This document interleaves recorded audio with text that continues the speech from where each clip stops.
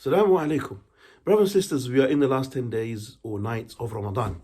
And these nights are the nights in which we're meant to shed tears, beg Allah Almighty that He saves us and that we don't enter into the hellfire and that He puts us into paradise. I want to mention one very quick thing, one way in which we can save ourselves from the punishment of the fire. The Prophet Muhammad was standing in front of a group of people and he addressed the fathers or the brothers, and he said, any father that has 3 daughters and the father does his very best in feeding them, in clothing them, in protecting them, in educating them, in giving them the best upbringing that he can, then the Prophet Muhammad said that this father will never enter the fire.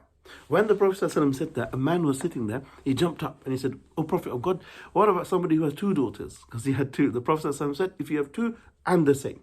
Another man jumped up and he said, "O Prophet of God, what if a man only has 1? The Prophet said, even if you have 1. The moral of the story is this: one of the ways in which we can protect ourselves from the punishment of the fire is that every father, every brother who has sisters, they try their very best in their upbringing, looking after their daughters, protecting their daughters, educating their daughters, feeding their daughters, doing the best that they can.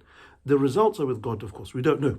But if the father or the brother does his very best in this situation, then the Prophet Muhammad said, this person will never enter the fire. Let me repeat that again, will never enter the fire. We ask Allah subhanahu wa ta'ala to allow fathers and allow brothers to do their best with their daughters. And we ask Allah subhanahu wa ta'ala to forgive us of our shortcomings. And we ask Allah subhanahu wa ta'ala to admit us into His paradise and to save us from the punishment of the fire.